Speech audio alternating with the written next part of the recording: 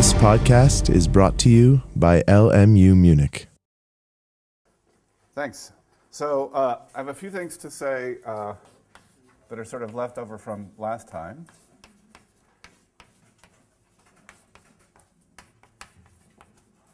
The first is that this Brice-Korn-Grothendieck simultaneous resolution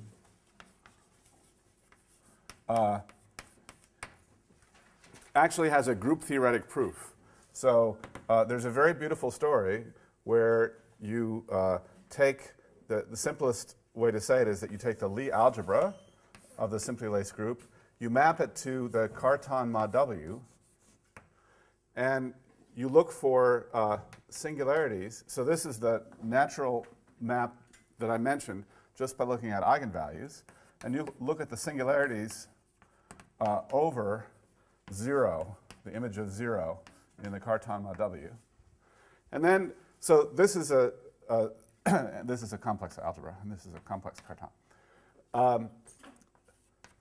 This is a large space in general, but the largest singularity that appears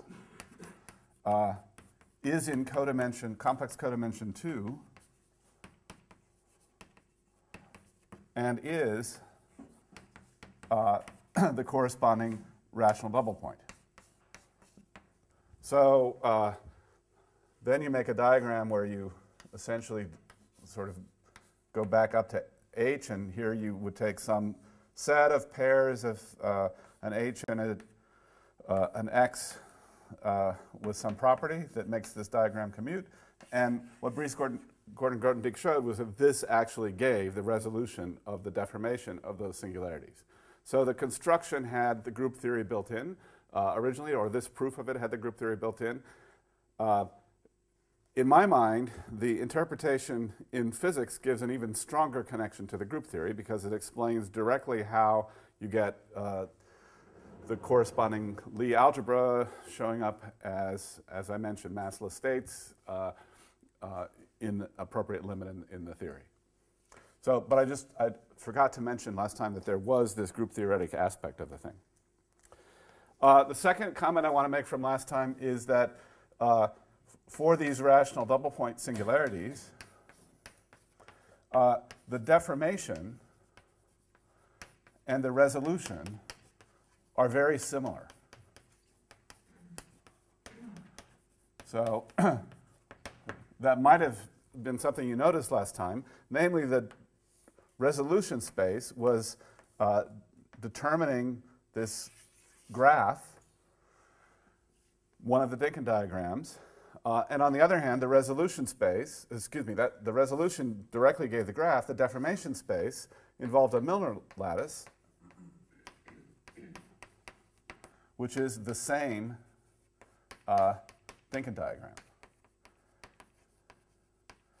And historically, people looked at this case of singularities first, and when I say people, sorry, in physics, this case of singularities got applied first, and so the distinction between deformation and resolution wasn't always obvious to people. I should mention that the context here often is, say, compactifying the type 2A theory on a K3 surface or something of that sort. That actually has enhanced supersymmetry, and physically, you don't notice as much difference between the possible deformation and resolution spaces. There's a hypermultiplet, which is sort of combining the effects of both.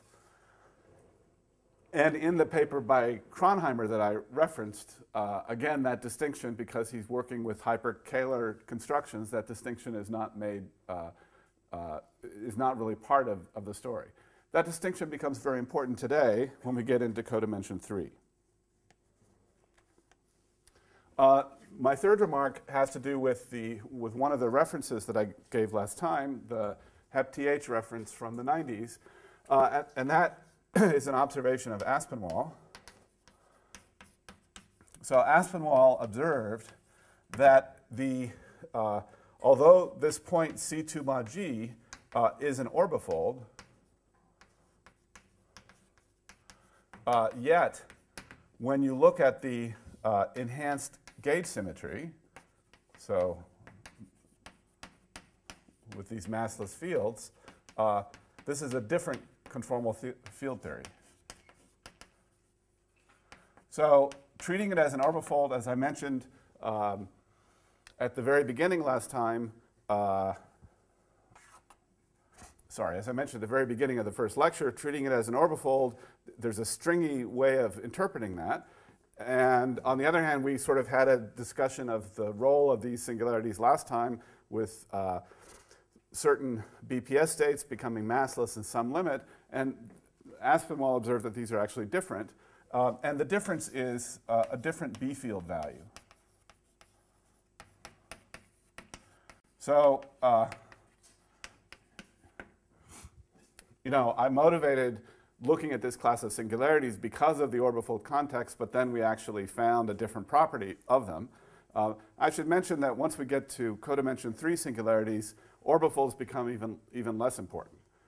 Let me just make that remark right now.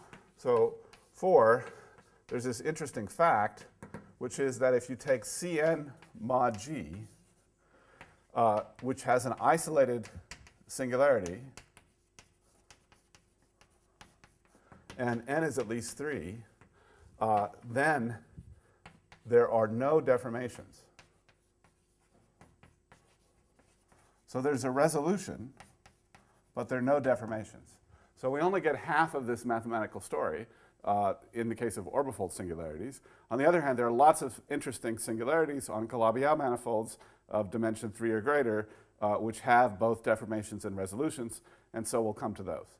So in any event, the role played by orbifolds is sort of decreasing a lot through these lectures. I also want to point out something which somebody asked me afterwards I realized I didn't make very clear. So the monodromies that I wrote down in the F-theory context, these are up to conjugacy. So those monodromy tables where I had things like 1n01, 1n01 is actually conjugate to lots of other monodromy matrices. And if you look at the conjugation, you end up discovering that there are potentially different kinds of branes in the world. So there are things called PQ branes. And the monodromy around a PQ brane would be a conjugate of the monodromy transformation around here, which is often called a 1,0 brane. So the final column that I had was indicating the conjugacy classes of monodromy, not the actual monodromy. And there's an interesting thing which can happen, which is some of these exotic branes, like the type 3 or something like that, can be deformed to a collection of nearby D7 branes, but those D7 branes are not all of the same type. So these would be different PQ branes. You recognize the difference between the PQ branes by the fact that the monodromy matrices don't commute with each other. And so, I characterized points like this one as being inherently non-perturbative. You can also see it from this point of view. If you take this deformation, break it up into a few ordinary-looking branes, the problem with those branes is they require different weak coupling limits to be analyzed. And you can't go to different weak coupling limits simultaneously near all 3 of those points.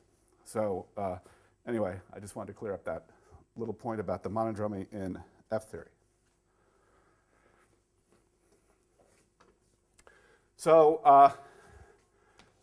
now I'm interested in codimension 3 singularities. And my first example is related to what I might call codimension 2 in F-theory. So the singularities occurring in the base of the elliptic fibration in F-theory, it's hard to follow rigidly my classification of what codimension I want. What we discovered was that if you had an F-theory model with a one-dimensional base, you got isolated singular points and there was a classification. if I now have an F-theory model with a two-dimensional base, then I would expect to see codimension 1 loci in which I got these various kinds of branes, D7s, O7s, or the exotic F-theory branes. But then there will be points, potentially intersection points of components or other isolated points along those divisors in the base at which the singularities become worse. So we can analyze those singularities by thinking of them as singularities of the corresponding Calabi-Yau threefold. And I want to write down an example. So what I want to be true is to have an A5 type singularity, or in F-theory language, an I sub 6 type singularity along a particular curve in this F-theory base. And then I want a point at which the singularity becomes type E6. Now, what I mean by that is if I look at a little curve that's transverse to this singular locus, so I can imagine taking a family of curves marching along like this. Well, away from that point, those curves will exhibit an A5 type singularity or an I6 type singularity. This is type E6, or in F-theory language, it looks like the thing we called 4 star. But at a particular point, the type may change. So remember, those types were given by the order of vanishing of the coefficients with respect to the variables. It's easy to see that the order of vanishing of the coefficients could change as you let the parameter change. Well, in fact, I described the deformation theory of the E6 singularity for you. I started out with y squared equals x squared plus x cubed plus z to the fourth. And then I had terms like a2, whatever it was, x z squared, and so on, right? In that deformation space, I could imagine finding some locus in which I had a singularity. So the singularities of type E6 itself only at a point. A5, as you could well imagine, is going to happen along a curve. And so I could actually determine the universal model for this behavior by locating that curve. So if I locate that curve, I'll find all possible ways that A5s could turn into E6s. And here it is. Y squared equals x cubed plus tx plus z squared quantity squared. So I have to take that deformation. My t parameter is going along here. This has got the t parameter. So at t equals 0, I'm back to my E6 point. But at t not equal to 0, it's not hard to check. I actually have an A5, and from the F-theory perspective, an I6 in this context. So I want to quickly blow this up because there's an interesting lesson to be learned by looking at the blow up. So I'm going to follow steps similar to what I did last time. So the first one, I'm going to keep the z. Z will be z1. X will be x1, z1. Y will be y1, z1. And that first blow up gives me y1 squared equals x1 cubed z1. And then what's left? So by the way, I'm treating t as just a parameter here. So what I'm really blowing up is x equal y equals z equals 0. So I'm blowing up an entire curve on the threefold because I'm allowing t to vary. So I get tx1 plus z1 quantity squared. That's what I get from the first blow up. And we can do the same analysis that we had before. If we want to compute the exceptional divisor, we intersect z1 equals 0 with this guy, and we get y1 squared equals t squared x1 squared.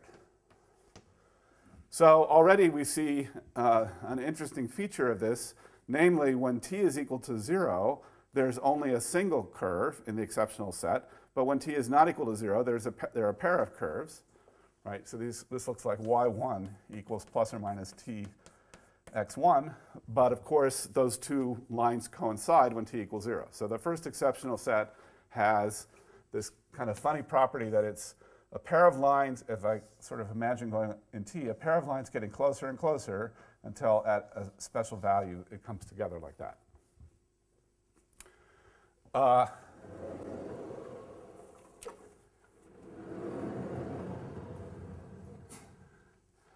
Second blow up, again I keep x, so I'll do, sorry, x, I keep x this time. So x1 is x2. Again, I'm blowing up x1 equals y1 equals z1 equals 0, leaving t alone. So x1 equals x2, y1 equals x2 y2, z1 equals x2 z2. And I end up with x2 squared, y2 squared is x2 squared z2 plus t plus z2 squared. And I have to rewrite that in order to proceed. So we didn't actually run into this kind of issue where you had to make another little coordinate change in the middle last time. But I need to complete the square on z. So z squared is appearing here. There's a cross term, and there's a z2 over here. So if I complete the square on z, minus tx2 squared minus a quarter x2 to the fourth, I can sort of proceed. So I'm going to let z2 tilde be this new combination. And now I'm going to blow up x2 equal y2 equals z2 tilde equals 0.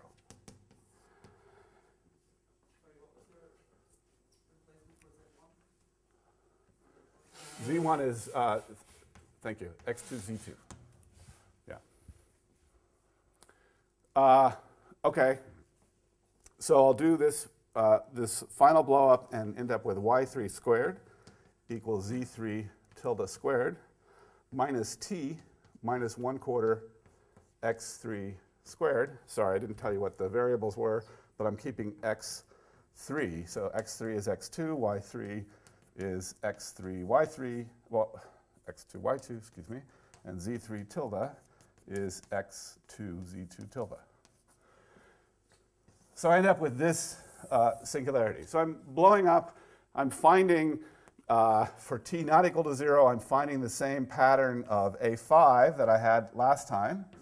I have to do a final, sorry, for t not equal to 0, I'm actually finished at this point.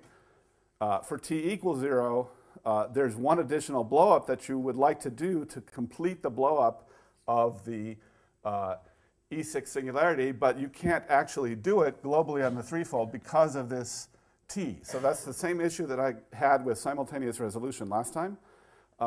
If I make the substitution t equals s squared, so if we had started with y squared equals x cubed plus s squared x plus z squared quantity squared, then you can resolve. But in this situation, you have a sort of incomplete resolution of the E6 singularity. This point was made very clearly in a paper of Asole and Yao this summer, who did an example quite analogous to this one. Yes?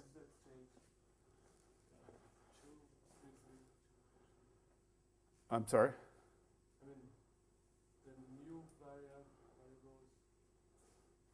Z3.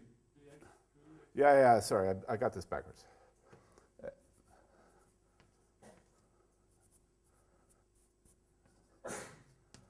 Thank you. Okay, so it's the same issue that I get this small resolution possible if instead of t I had s squared, then I'd be able to do a complete resolution. But the sort of generic family, even though I'm calling this type E6 because I'm identifying it in that way, it's not a, it doesn't fully resolve to an E6 type diagram. So that's one of the interesting things that starts to happen in codimension 3. We get the codimension 2 singularities showing up. However, at special points, those codimension 2 singularities become more complicated. On the other hand, the tool of the versal deformation and the base change with the Weil group and so on can be used to analyze these situations really explicitly.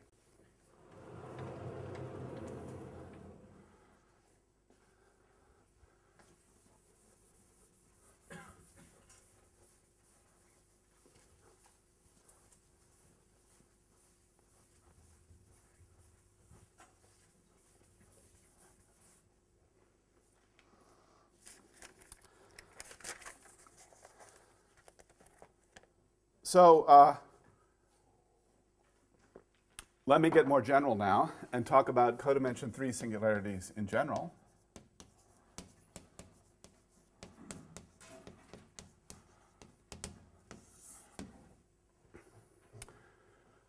In codimension 2, so my assumption here is just like it was in codimension 2, I want a Calabi-Yau resolution. That's my criterion.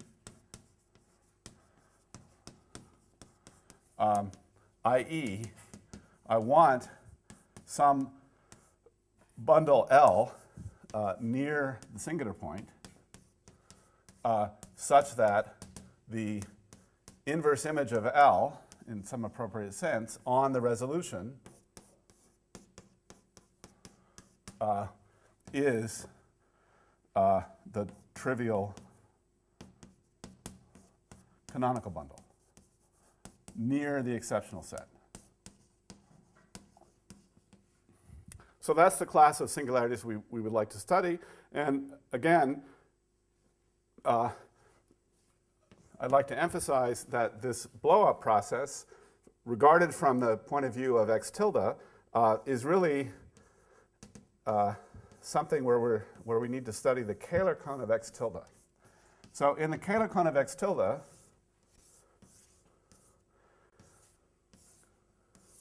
we're typically going to have certain walls.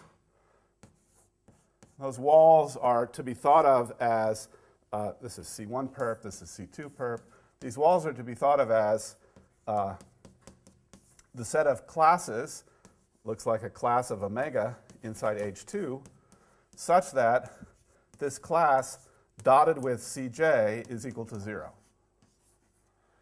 So if you have an algebraic curve on your Calabi-Yau x tilde with the property that its intersection number with omega is 0, then omega can't possibly be a Kähler class, because Kähler classes are supposed to assign a non-zero area to every possible algebraic subvariety.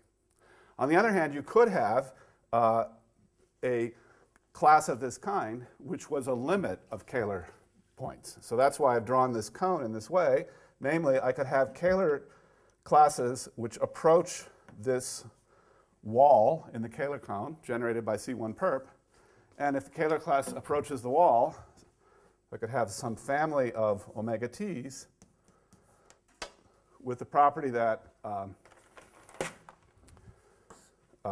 this omega t dotted with Cj is some number at, and that's going to 0 as t goes to 0. I could have Kähler classes like that. Well, what happens if I have Kähler classes like that is that the area of those particular curves, the ones which become 0 as you approach this wall, the area of those curves goes to 0. And geometrically, we understand that as the curves being contracted by a map of this kind. So if I'm starting from the resolved model, x tilde, I can think of this blow-down process, the inverse of the blowing up process, as approaching appropriate walls of the Kähler cone. And I can try to classify possible singularities by thinking about things that could contract. So here are the basic cases. There are 3 basic cases. In case 1, I have a family of curves contracts, and the resulting space, resulting singular set, is one-dimensional. So there's a case where I've got a whole nice family of curves. These curves have the same homology class, so they've all got the same area. They're contracting together, and when I end up having contracted them, I end up with a curve of singular points. That's the sort of thing which is happening in my examples over there. So, for example, I might have had, well, the example is that you obtain a curve of A1 singularities. That's if you just contracted one guy. Or more generally, you might have a whole configuration, a Dinkin diagram type configuration of different C's. You might be approaching the intersection of the corresponding walls of the Kähler cone, and then all of those curves would contract together. You would get a curve of some other kind of rational double point. So that's one case.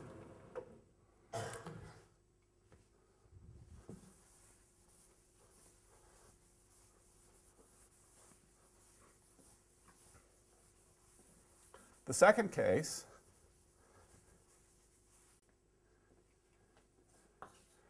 is that we have a family of C's which contracts, but all to the same point.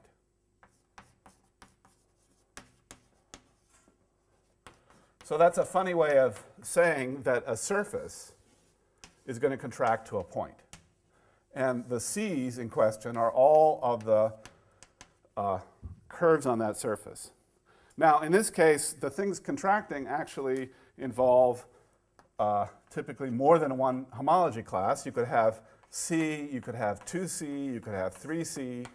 Typically, all of these classes are represented by curves in this surface. The entire surface is contracting to a point.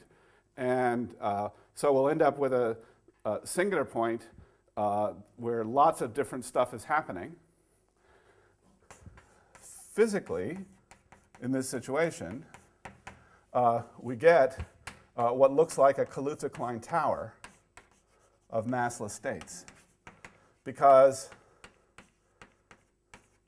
we're seeing contractions of various kinds of curve classes, an entire natural numbers worth of different curve classes. So we get all, as you approach that that Kaluza-Klein tower of massless states, you get massive states of ever-increasing mass, right? So it's sort of coming down to all become massless at the same time.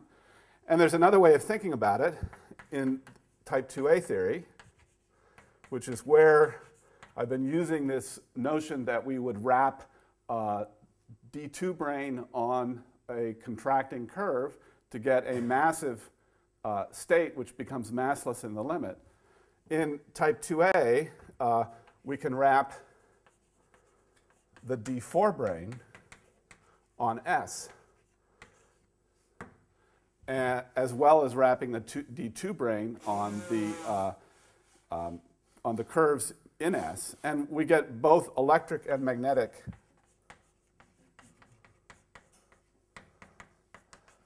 massless states at the same point.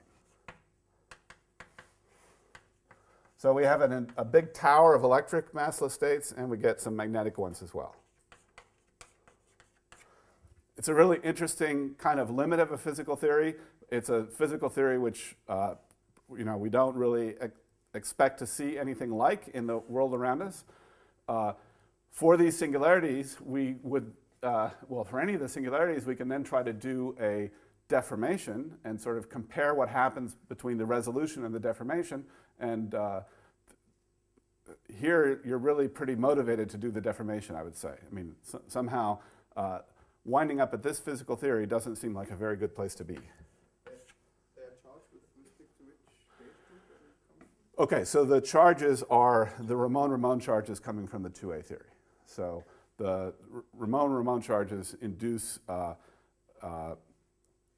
natural... Some Ramon-Ramon form gives a 4D vector. That's correct. The D2 wrapping this curve has an associated Ramon-Ramon charge, and the D4 has the dual Ramon-Ramon charge. So that's the sense in which they're electric and magnetic.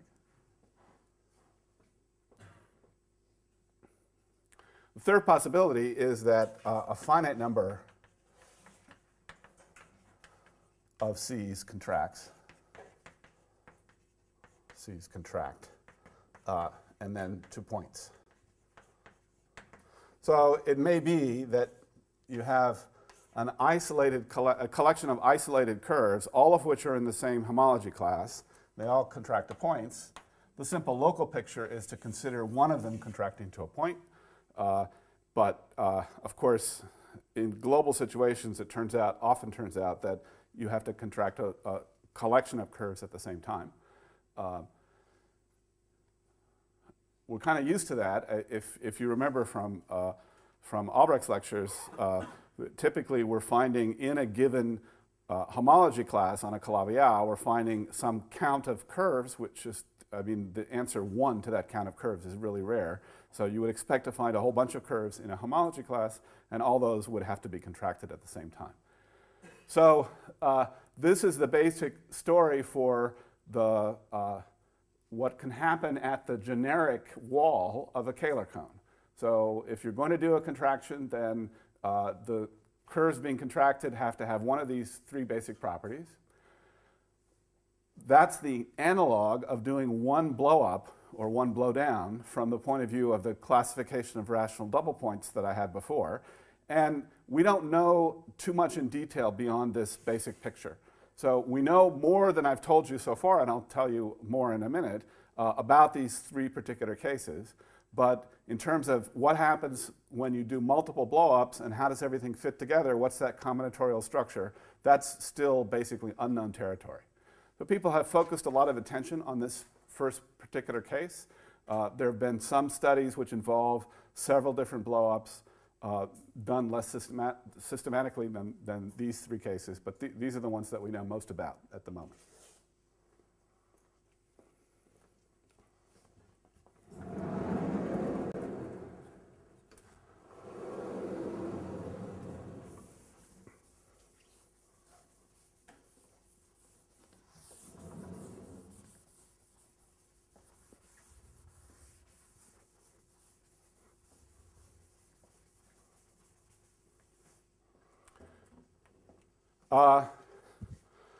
So I've already talked about the first case with an example. I want to talk a little bit about the second case. So the second case is a surface contracting to a point.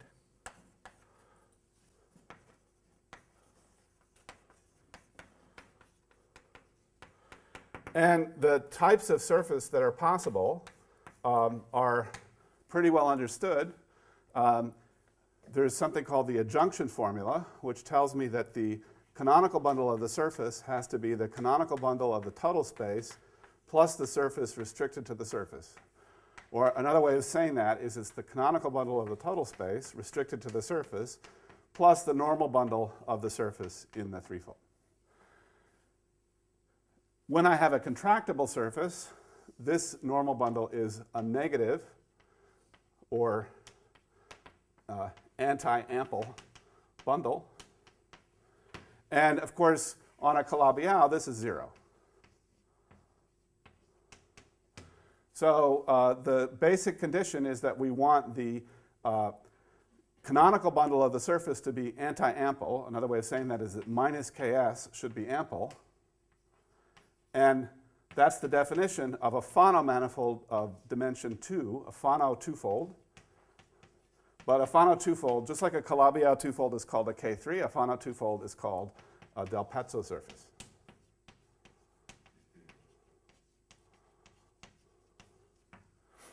And there's a beautiful classical theory in algebraic geometry of Del Pezzo surfaces. So if I have a Del Pezzo surface, S, and I look at a curve C, which belongs to this linear system, this ample linear system minus ks, then this C is an elliptic curve.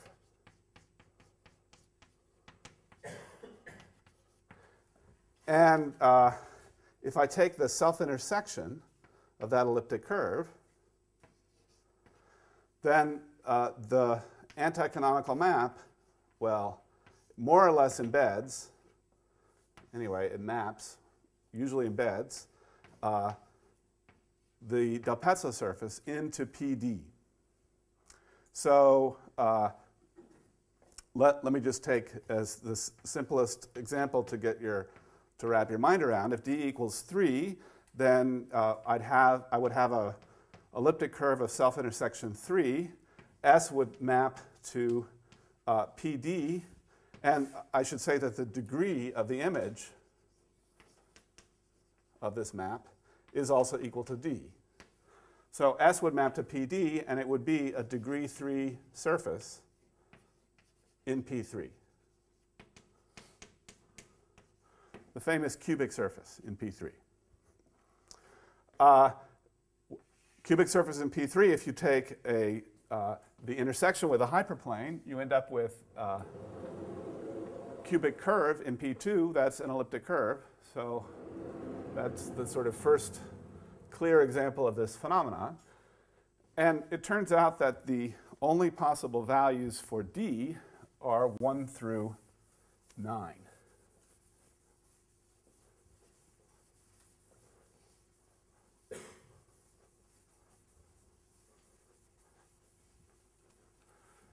So there's a restriction on when you can have a smooth Del Pezzo surface. D has to be between 1 and 9.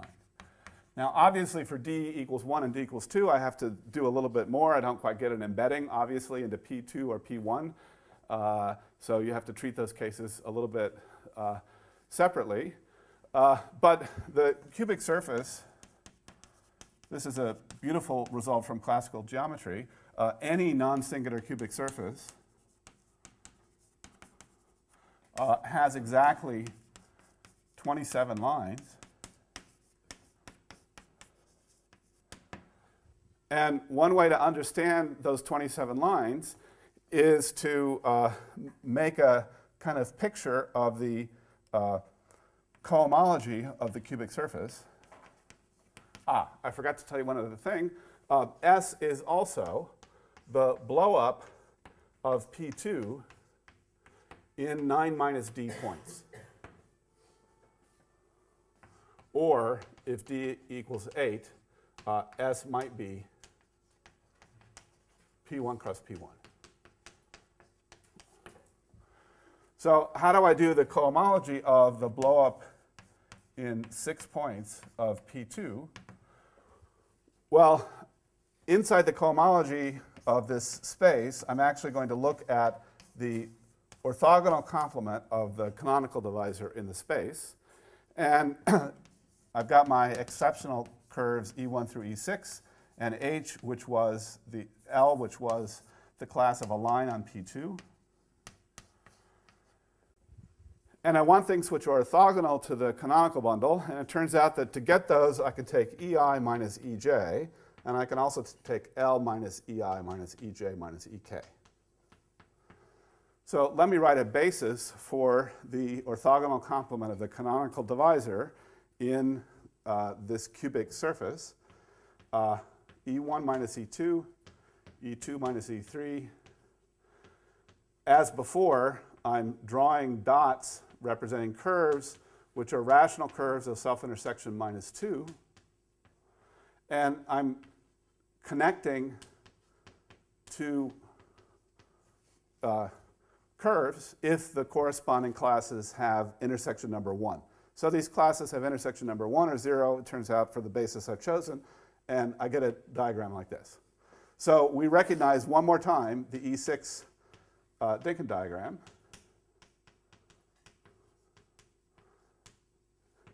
As a result, various things about the cohomology of the cubic surface are related to, well, the combinatorics of this Dinkin diagram, and in particular, something like a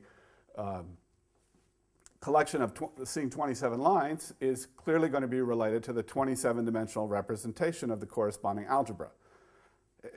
The relation is somewhat indirect. The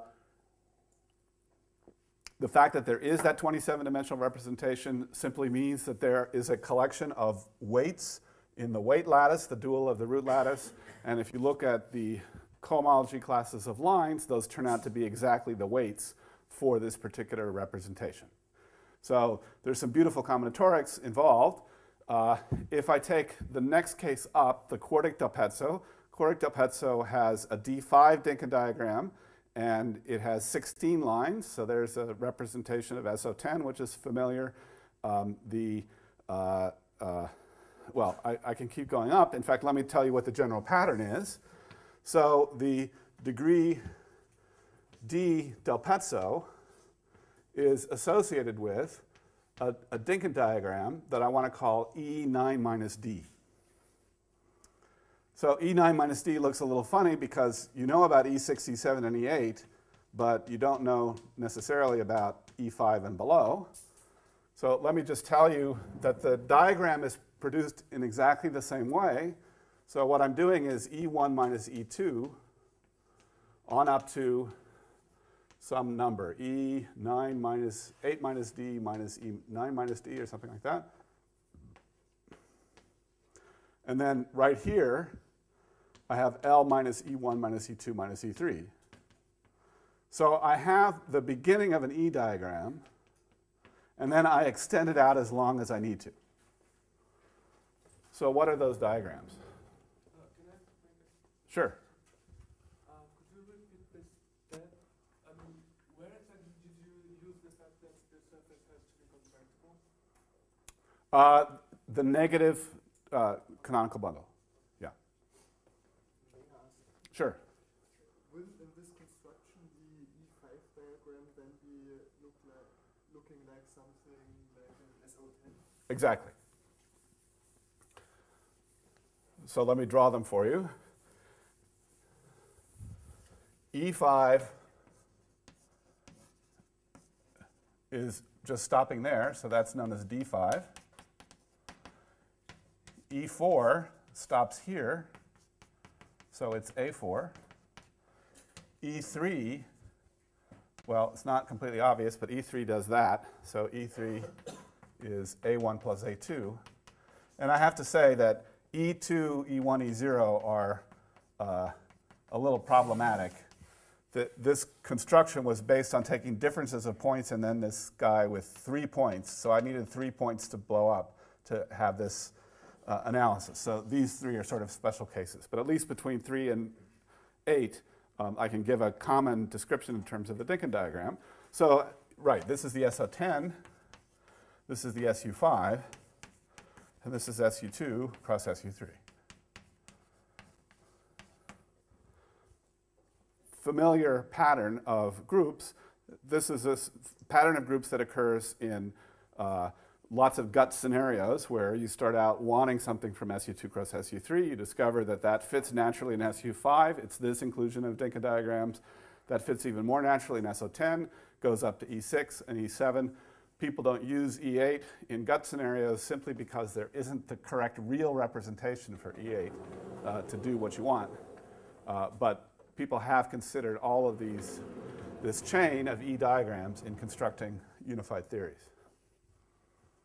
Same thing is happening for the Del Pezzos, but it's more combinatorial. So, you know, I emphasize that the Dinkin diagrams that I found in the case of rational double points really were related to the group theory in the end of the day. Here, there are a lot of hints about a relationship to the group theory, but it's not understood at all. So the basic pattern here is that I want to contract this Del Pezzo surface to some singular point. I'll go back to the x0 notation. And then I want to deform. I want to find some family of xt's such that at t in some disk, say, such that x0 is the singular space.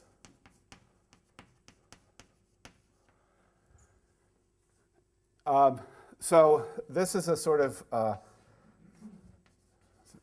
it's kind of an experimental observation, I would say. The experimental observation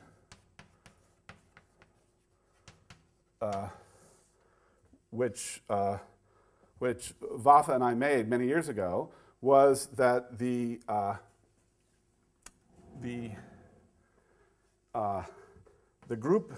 EN group theory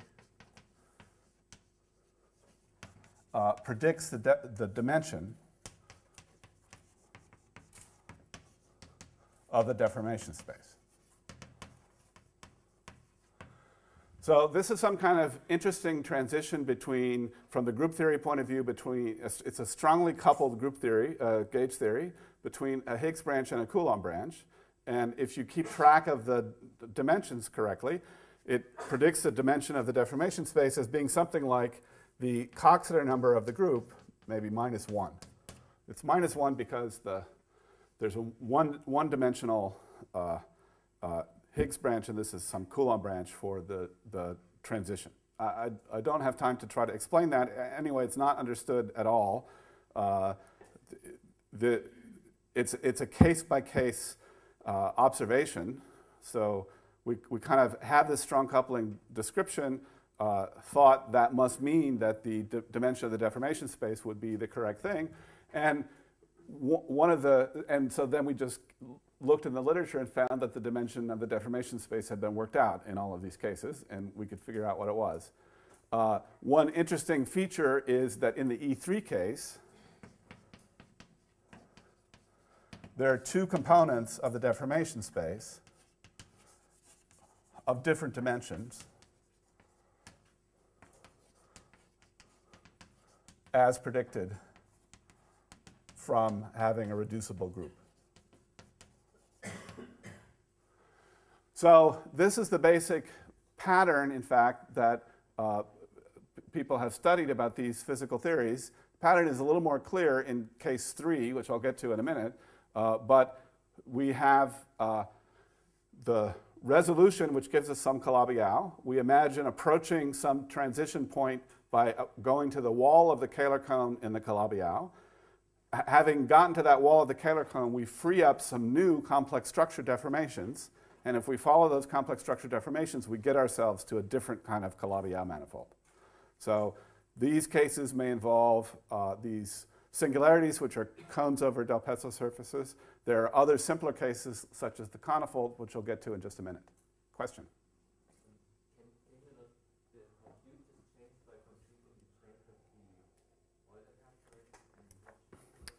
For explicit examples, I can, but in fact, it's a local question, really, and it's a question of what's the deformation theory for this kind of singularity, and that, again, I can compute case by case. So for each of these cones over Del Pezzos, I can make a computation. I don't have a uniform way of doing it, and I don't have a way of relating it to this putative group theory. This observation of this lattice sitting inside that surface is still pretty mysterious. I don't know how to connect that to the group theory in any way.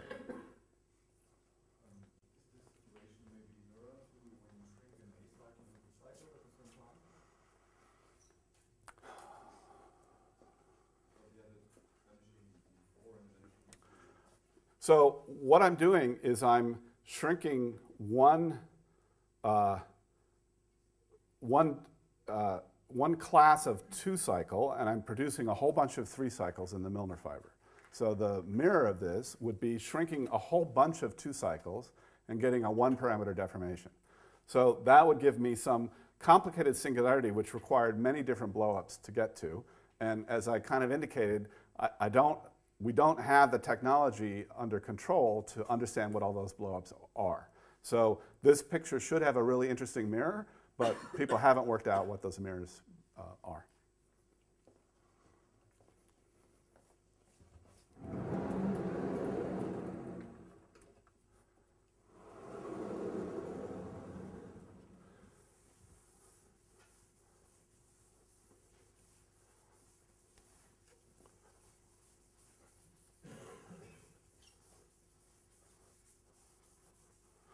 So, I should have mentioned that the Orbifold is an example of this. So the extreme d equals 9 case corresponds to s equals p2. The normal bundle of s in this case is O of -3. And when you contract, this is x tilde containing s down to x containing p, then this is isomorphic to C3 mod Z3, where you let the Z3 act by the same root of unity on all 3 coordinates, which gives a trivial canonical bundle. So that's the most elementary Orbifold singularity. It's the only Orbifold singularity, isolated Orbifold singularity that's Calabi-Yau, which can be resolved with a single blowup. A single blowup gives us a P2. E0 is completely trivial. Whatever interpretation I give to E2, E1, and E0, it's completely trivial. And so this theory predicts no deformations, and I already asserted to you, I should have given a name to it, Schlesinger's theorem. I asserted to you this fact that there are no deformations in that case. So that's a special case of this story. Okay, 3 so-called conifold points. So the conifold point, the local model of the conifold point, is an isolated P1 sitting inside of x tilde, mapping down to a point sitting inside of x. And for the traditional thing that's called the conifold, the normal bundle of C in x tilde is supposed to be, so it's a vector bundle of rank 2 on P1, and I can label it as, it turns out to be a direct sum of line bundles, and I can label the line bundles by their degree. So it's O of minus 1 plus O of minus 1. I should say that there are some variants, generalized conifolds, although I don't like to use that term because it's gotten a different meaning in the physics literature, but there's some variants where the normal bundle might be O plus O of minus 2. And there's even a variant where it's O of 1 plus O of minus 3. But the classical conifold is this one. And it's known that the singularity that you get has local equation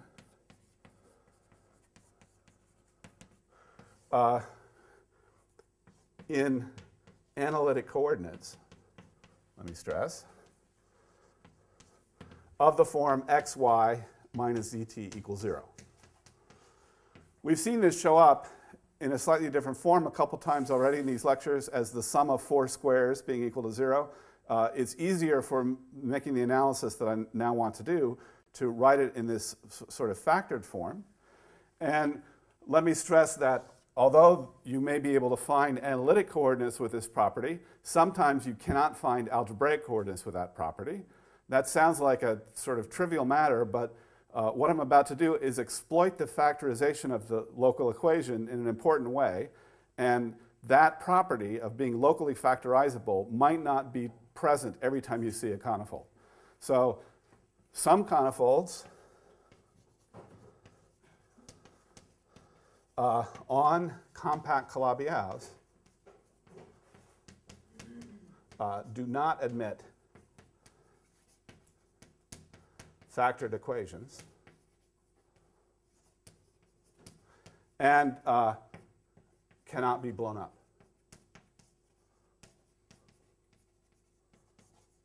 As a result. Well, what do I mean cannot be blown up? So another distinction I haven't made too much in these lectures is between the blow-ups that we want to do if we're interested in Calabi-Yau varieties and the blow-ups which are done of a more general kind in algebraic geometry. So there's a famous theorem, the resolution of singularities theorem, which says that you can always blow up an algebraic variety and produce a non-singular algebraic variety. However, doing that blow-up may well introduce zeros into the canonical divisor. So if you have a Calabi-Yau and you do a blow-up, an additional blow-up on the Calabi-Yau, you end up with something that has zeros on its canonical divisor. From the physics point of view, that's not actually a bad thing. For example, if you took the nonlinear sigma model whose target was the blown-up Calabi-Yau, you would discover that the modes corresponding to these zeros of the canonical divisor were basically irrelevant operators compared to the conformal field theory. And when you flow through renormalization back to a conformal field theory, you blow back down the things that you had that were excess. So that's not necessarily a bad thing that there's this additional structure that algebraic geometers use. But when I say it can't be blown up, it cannot be blown up to get a Calabi-Yau space. So for example, the conifold which appears in the one-parameter family of mirror quintics that showed up in Albrecht's lectures, that's a point which does not have this kind of small blow-up associated to it. But how do I get the small blow-up? Well, I can blow up x equals z equals 0. So if I blow up x equals z equals 0 in C4, then I'm blowing up something of codimension 2 in C4. What I'm going to get, it lives in C4 across P1. And my x tilde somehow will be in C4 across P1. And the origin, previous origin, will be replaced by the P1, which is sitting inside of x tilde. We could do that explicitly in coordinates by, for example, letting x be x1, z be x1, z1. I'm leaving y and t alone in this blow-up computation. So I get x1 y minus x1 z1 t. And it gets the usual factor that you see in a blow-up, leaving me with y minus z1 t. That just defines a non-singular space. That lets me solve in this coordinate chart for y as a function of z1 and t. And you could do the similar thing in the other coordinate chart. So that produces a non-singular threefold out of my singular threefold. And it does it by replacing the origin with just a single P1. So I have a codimension 2 set inside of x tilde, which is being contracted to this point. There's an alternate blow-up. And the alternate blow-up is to take x equals t equals 0. Again, I get P1. Maybe I'll call it x hat this time. And it turns out that these are really distinct blow-ups. So if you try to make a map from x tilde to x hat, you discover that the things you're trying to make as coordinates that go to the homogeneous coordinates on the P1 over here have simultaneous zeros there. So we use this dotted arrow to indicate a map that's not everywhere defined. This is a map that's defined on the complement of the P1s, but you have different P1s here and here. So here I have C tilde, here I have C hat. Those are different P1s, but on their complement, I get an isomorphism. And this operation is called a flop. And it has an interesting property in the Kähler cone. So it turns out that the Kähler cone of x hat and the Kähler cone of x tilde are somehow right next to each other in some appropriate space. So I can identify in an appropriate way the H2s of these two different spaces. The reason I can do that is that this map only affects things of codimension 2 or more, whereas these H2 classes can be thought of as dealing with codimension 1. So there's a canonical identification between the codimension 1 classes that lets me identify the H2s. And in there, what I've done, if I, again, interpret these birational maps as involving an area, what I end up doing is going from a point here to the wall, and then if I want to think about doing the flop, I push through the wall into the Kähler cone of the next Calabi-Yau manifold over. So this is the first interesting thing that happens with these conifold type singularities, this phenomenon of a flop. It's a phenomenon which shows you that the physical configuration space where we're trying to look at all the possible Kähler classes, it really should be complexified Kähler classes, together with complex structures, may link together more than one Calabi-Yau manifold. These are typically different Calabi-Yau manifolds, x tilde and x hat, but their Kähler cones glue together through this kind of flop transition. And there are refined versions of the mirror symmetry statement which tell you that you should be able to find in the mirror of x tilde or x hat's moduli, complex structure moduli space, different large complex structure limit points identified by the maximal unipotent monodromy property, which correspond to the different birational models that are here linked by flops. Okay, so that's sort of point 1 about the conifold. Point 2 about the conifold is this extremal transition.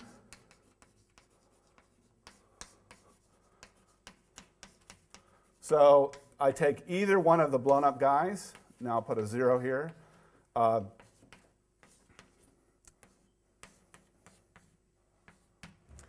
have a singular point, and the local equation was xy minus zt equals 0. And now I can do the deformation. And the deformation, maybe I should call it epsilon, this s maybe.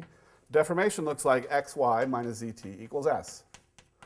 So from the singular point, there's an easy local deformation theory. You have to worry in examples, global examples, whether you can always realize that deformation parameter in the global examples or whether you might be stuck with the point. But for these points, you don't get stuck. There's no obstruction to the deformation. And so here we have this guy, which is CP1, also known as topologically S2. Here we have the standard quadratic singularity in this dimension, and the Milnor fiber for this guy is homotopic to a single S3. And we have the usual Picard-Lesches transformation that explains the monodromy in this case. So this is a really simple picture where you give up one Kähler parameter by going to the wall of the Kähler cone, and that liberates a complex structure parameter. So I can go to this wall from either side, doesn't matter. Once I'm at the wall, I've liberated a new complex structure parameter which deforms the singularity. And by the way, once I've deformed the singularity, of course, I can't do this blow-up operation anymore. It was really essentially linked to the singularity being present. So I lose that Kähler degree of freedom, which was represented by the blow-up, but I gain a complex structure degree of freedom. So this kind of trade-off between Kähler class and complex structure class is called an extremal transition. It's the same one that was appearing here. These are more complicated because they involve more parameters. This is the sort of simplest version of an extremal transition that anybody knows about.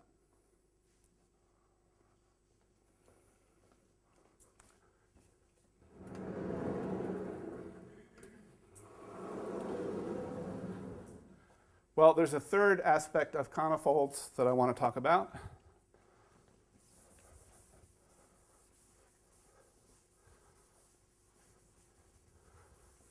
And it also goes back to something I mentioned in the first lecture. And what I want to do is put D3 branes at a conifold point in type 2b. Let's see, I haven't really mentioned whether, when talking about Calabi-Yau threefolds, I was doing type 2a or type 2b. Both of those compactifications give interesting theories, and as we've seen, mirror symmetry kind of relates the two different theories, so there wasn't a reason to select one or the other. But if I want to study this interesting property of the behavior of a stack of space-time filling D3 branes, then I should definitely be working in the type 2b theory. So this is a generalization of the ADS-CFT, original ADS-CFT correspondence. And in the ADS-CFT story, you put n D3 branes at a non-singular point. You know, people don't often talk about the geometry of the transverse space, but I could imagine taking a Calabi-Yau threefold and taking a non-singular point and putting that stack of branes transverse to that non-singular point. It's exactly the right dimension for the transverse D3 branes. Well, the Maldacena conjecture says if you take the large n limit, then this gravity theory gets a CFT description, a holographic description of the gravity theory. And in this particular case, it's the SUN theory with maximal, namely script n equal 4 supersymmetry in 3+1 dimensions. So very shortly after Maldacena made this conjecture, people started asking the question, what if I put my D3 branes not at a non-singular point, but at some other kind of point? And again, I'll repeat what I said in the first lecture. Metrically, we have some trouble with these points. I mean, I described this transition. I'm using algebraic techniques. This is a case where I can actually write down something about the metric. This was done by Candelas and De La Osa, who showed that there's a reasonable limiting behavior in the metric process for both sides of the extremal transition. But in most cases, I have no metric information whatsoever. On the other hand, when I put a bunch of D3 branes at a point and look at it from a supergravity point of view, I've pushed the location of those branes in the transverse space to infinity in the local metric. And so it's probably less harmful to think about, well, potentially less harmful to think about the supergravity situation in the presence of singularities if I've put branes at those singularities. So you can regard this as, from a number of different points of view. Maybe I'm studying more about the behavior of the Calabi-Yau manifold. Maybe I'm studying more about the associated conformal field theories. But this gauge gravity duality isn't just limited to D3 branes at a non-singular point. We can make some sense of it placing them at singular points as well. So this particular case of a conifold, the conifold metrically is a real cone over an appropriate metric on S2 cross S3. So topologically, it's a cone over S2 cross S3. Metrically, it makes sense, and the sort of two deformations leave either the S3 or the S2 as part of the topological structure. That's what the behavior topologically of the two deformations is. And so the question is there a field theory dual for this guy? Well, when I had a non-singular point in the Calabi-Yau space, I could imagine that as so let me remind you that the way the ADS-CFT correspondence goes is you zoom in on a neighborhood of the D3 branes, and you carefully rescale things, keeping track of n as you do that zooming in, and you see this holographic correspondence emerge in the limit.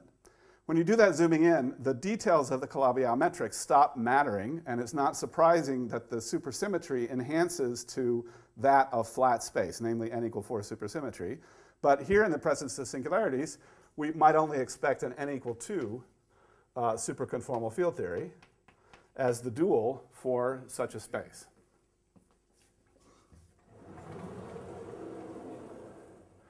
Now, so I'm about to do the conifold case, but the first case that was done, and the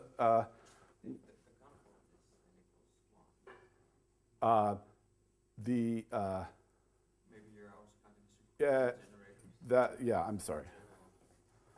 So, it's going to give me, thank you, n equals 1.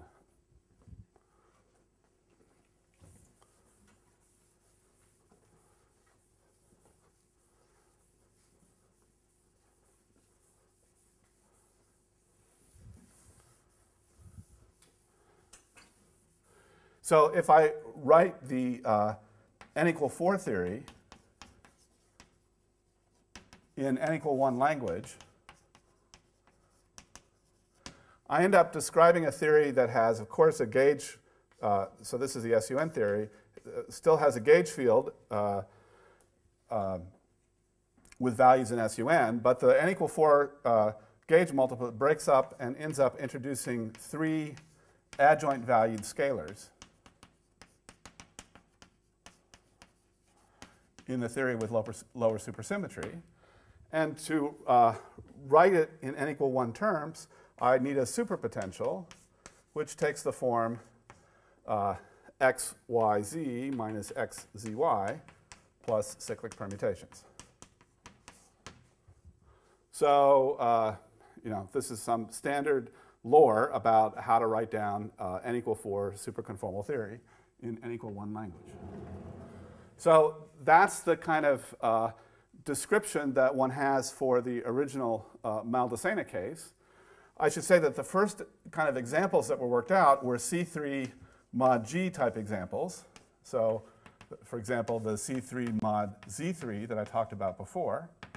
In the C3 mod Z3 case, I should introduce 3 fields indexed by three numbers, I equal 1, 2, 3. And I think of those fields as arrayed in the following way: x1, x1, y1, z1 connect points in a triangle in this fashion. And this triangle has the nice property of sort of labeling the information that goes in the superpotential. So I've got fields, well, pardon?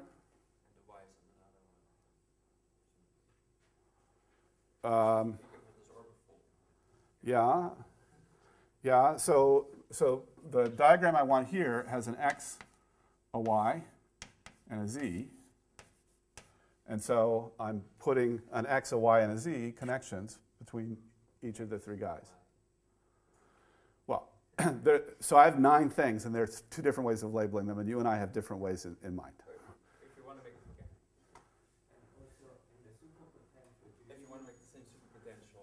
Yeah, that's true.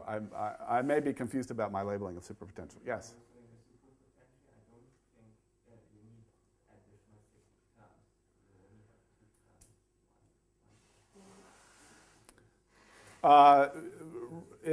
Right. So I tend to write it plus cyclic. Absolutely, the trace is invariant under cyclic permutation. What I really want to write is it's trace of a polynomial, maybe little w, where little w is x, y, z minus x, z, y plus cyclic. And it's just easy for the formalism if I insist on cyclically symmetric polynomials before I take the trace. Yeah, you're right. I may have messed up the indexing, and I don't have time, and I don't want to do this case anyway. So I'm just going to stop and tell you what the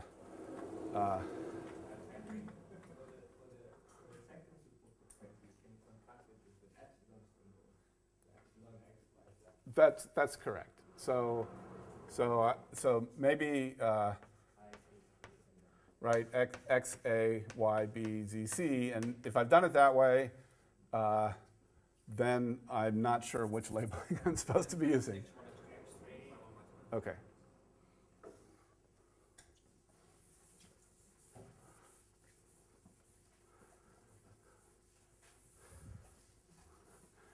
So, this description for the orbifold singularity comes out of trying to analyze what would happen if I put the branes at orbifolds, what would happen if I tried to give an open string interpretation to the standard orbifold twisted sectors that I have in closed string theory.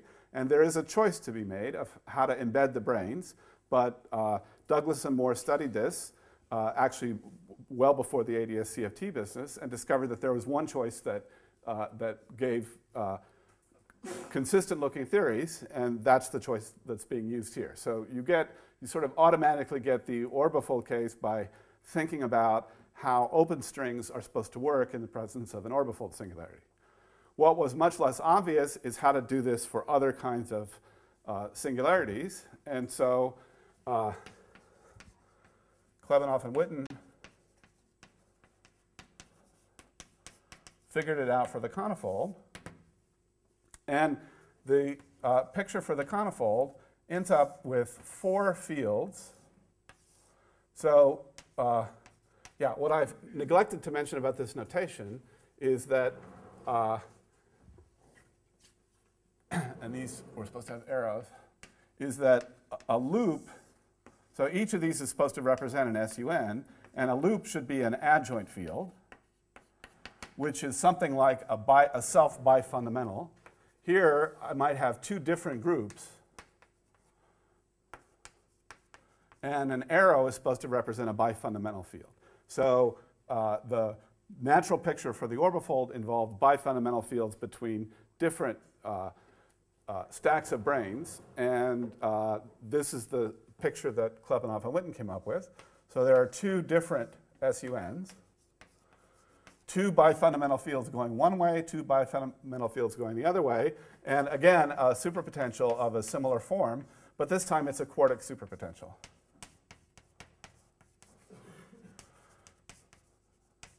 So quartic superpotential doesn't make sense perturbatively, but there are lots of arguments for why this is a reasonable description of a superconformal field theory, and lots of evidence that there really is an extension of the ADS-CFT correspondence to this case, including the conifold. Well, I wanted to, what I wanted to do and what I have time to do are completely different things. I wanted to just mention, possibly as a lead-in to stuff that we're going to hear in the very last lecture, that there's an interesting way of looking at the D-brane category associated to a singularity.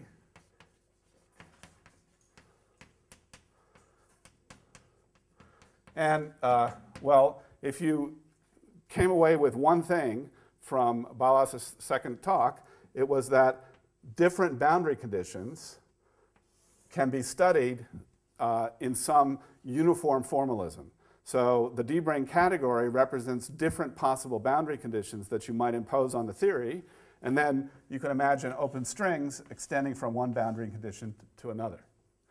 How would I formulate this kind of picture in categorical language? Well, I could imagine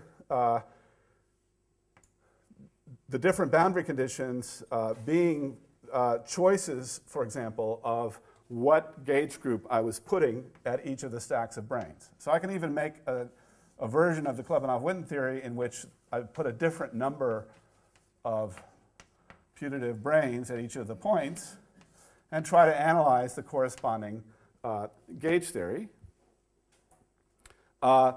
These D-brane categories associated to singularities, there's sort of a conjecture due to Vandenberg, which says that these categories can be realized as a very simple kind of category. It's the category of representations of a non-commutative ring. So mod A is some technical language. This is representations of some non-commutative ring A, and that's if there's a Calabi-Yau resolution. So the conifold should be a simple example of this, and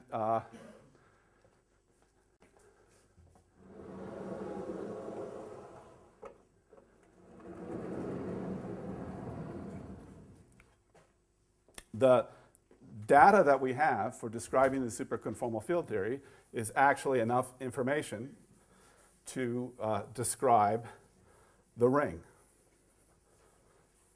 So the ring A for the conifold should simply be C of x. Of course, I didn't write out the conifold, sorry. X1, y1, x2, y2, modulo the partial derivatives of this polynomial that we're taking the trace of with respect to the various variables. Right. I need to remember to use angle brackets because this is not the polynomial ring, this is the free non-commutative algebra on those generators. So I take a free non-commutative algebra on these generators. I mod out by the two-sided ideal generated by the partial derivatives of the polynomial with respect to the variables, and that produces for me some interesting ring, which obviously is encoding the key data for the field theory description corresponding to the point. How am I to extract information about the physical theory? Well, for example, if you want to know all the vacuum states with a given choice of SUN, then you want a representation of this ring well, these are supposed to be, this is a ring associated to this quiver, so I want a representation, in which I've mapped the various x's to xj in Hom from one vector space to another vector space, if I'm doing the xn case. So that gives me something like an expectation value for the bifundamental fields. And then those expectation values should satisfy the equations of motion given by the derivatives of this superpotential. So this turns out to be an accurate way to capture most of the low energy information about this physics strictly from this particular object. And this ring is really the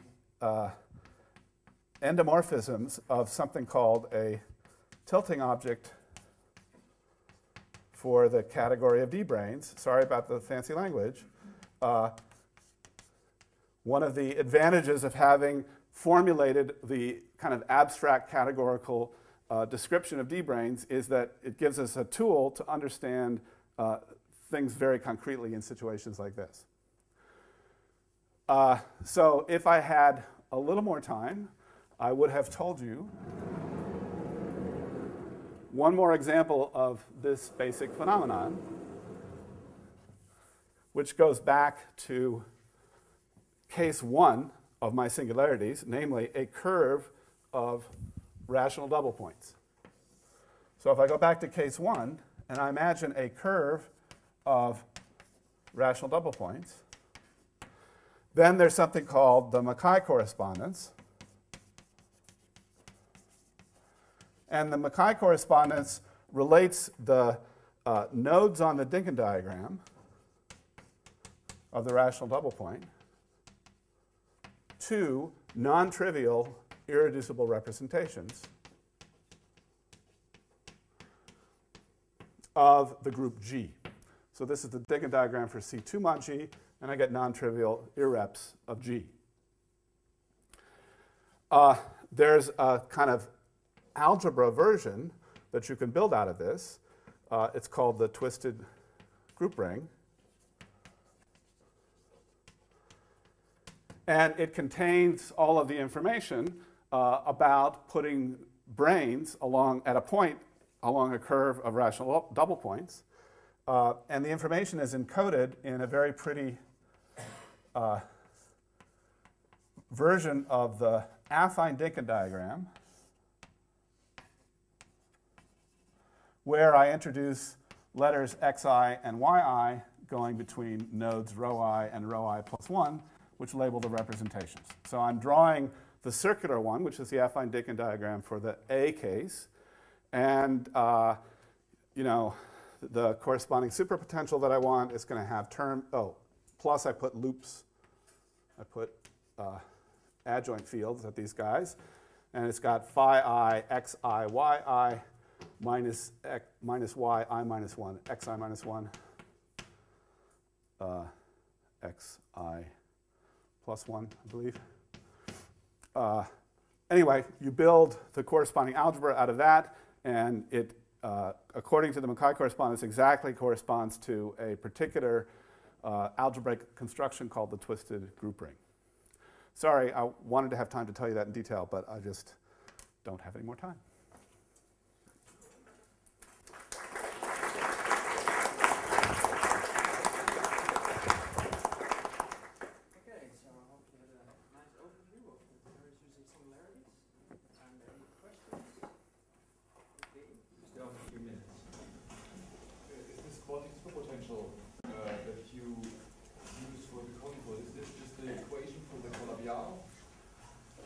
Okay, so one other thing I wanted to mention about this construction.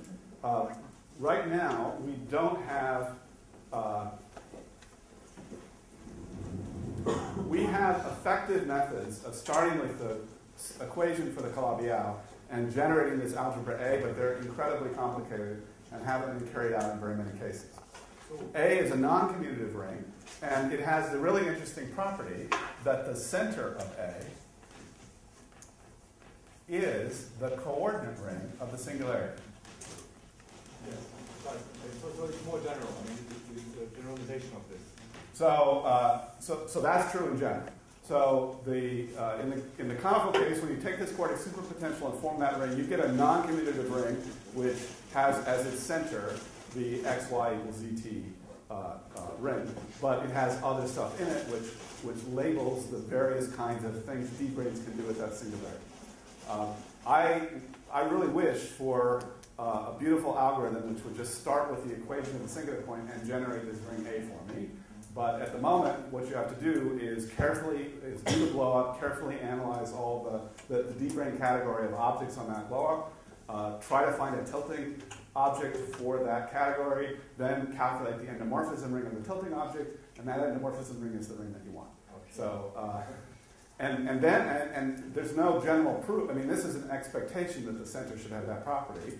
Then at the end of that, you have to then check that you really got the right coordinate ring as a result of this procedure. So it gives some really interesting insight, potentially even into the algebraic geometry of these singularities, to have these non-commutative rings whose center is the coordinate ring floating around, and they're naturally coming from this extra information of the D-brane category, but there's no straightforward algorithm that I'm aware of that produces them. Toric case theories, no? In the toric case theory, I mean, in special cases you can do it. That's right. So for the conifold in particular. Conifold you can do it. For the conifold you can do it.